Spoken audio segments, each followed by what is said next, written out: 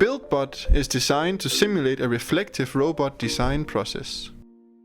You will take on the role of a robot developer, working together with a hospital to develop a physical rehabilitation robot. Inside the box you'll find a board, an hourglass, a pile of money, 2 types of cards, tokens and dice.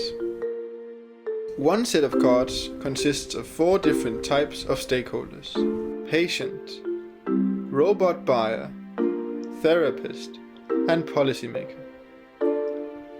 The other set of cards consists of 4 types of features: human-robot interaction, involvement of stakeholder, safety and privacy, education and training.